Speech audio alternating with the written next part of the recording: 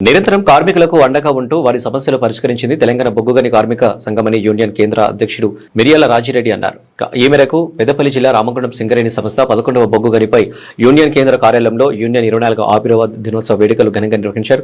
ఈ సందర్భంగా నాయకులు కార్మికులను ఆత్మీయంగా కలిసి సమస్యలను అడిగి తెలుసుకున్నారు. అనంతరం యూనియన్ జెండాను ఆవిష్కరించి ప్రొఫెసర్ జయశంకర్ చిత్రపటానికి పూలమాల వేసి నివాళులర్పించి అనంతరం మాట్లాడారు.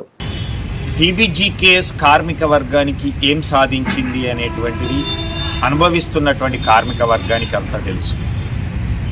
ఈరోజు ప్రతి ఒక్కటి ఆర్థికంగా కానీ, సంక్షేమ విషయంలో కానీ, విద్య కానీ, వైద్యం కానీ, హక్కులు సాధించడంలో ఈరోజు కార్మిక వర్గం పొందుతున్న ప్రతి ఒక్కటి కూడా తెలంగాణ బొగ్గని కార్మిక సంఘం ఒప్పందం వలన అయితేంది, లేదా బీఆర్ఎస్ పార్టీ చేపట్టినటువంటి పథకాల వలన మాత్రమే సాధ్యమైంది అనేటువంటిది కార్మిక వర్గం అంతా అర్థం చేసుకుంటున్నారు, గుర్తిస్తున్నారు.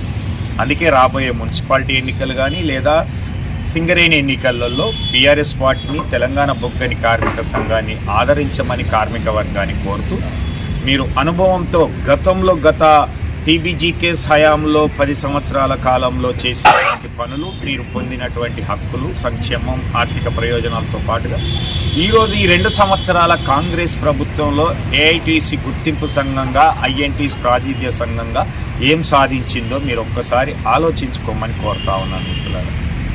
ఈరోజు చూసినట్లయితే అనేక సర్క్యులర్లను తీసుకొచ్చింది.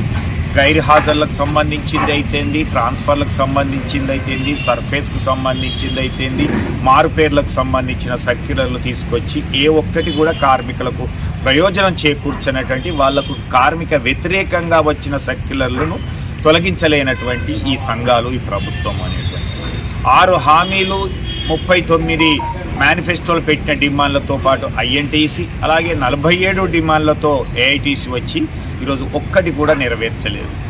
అంతేకాకుండా ఈ మధ్యకాలంలో నైని బ్లాక్కు సంబంధించినటువంటి విషయం చూసినట్లయితే సైట్ విజిట్ సర్టిఫికేట్ విధానాన్ని తీసుకొచ్చి కాంగ్రెస్ పెద్దలకు అనుకూలమైనటువంటి కాంట్రాక్టర్లకు, సంస్థలకు కట్టపెట్టి ఎక్కువ రేటుకు కోట్ చేసి, తద్వారా ఎక్కువ బిల్లు పొంది, దాని ద్వారా కమిషన్ రూపంలో ఎక్కువ డబ్బులు కాంగ్రెస్ నాయకులు పొందడానికి చేస్తున్నటువంటి కుట్రలో భాగంగానే సంస్థను నిర్వీర్యం చేయాలనేటువంటి ఆలోచనలో ఉన్నటువంటి దాన్ని ఈరోజు బీఆర్ఎస్ పార్టీ అయితేంది, తెలంగాణ బొగ్గని కార్మిక సంఘం అయితేంది, ప్రజలకు, కార్మిక వర్గాన్ని చైతన్యవంతం చేసి దానిపైన సిబిఐ ఎంక్వైరీ లేదా సిట్టింగ్ జడ్జితో విచారణ జరిపించాలనే డిమాండ్తో ముందుకు వెళ్తా ఉన్నాం.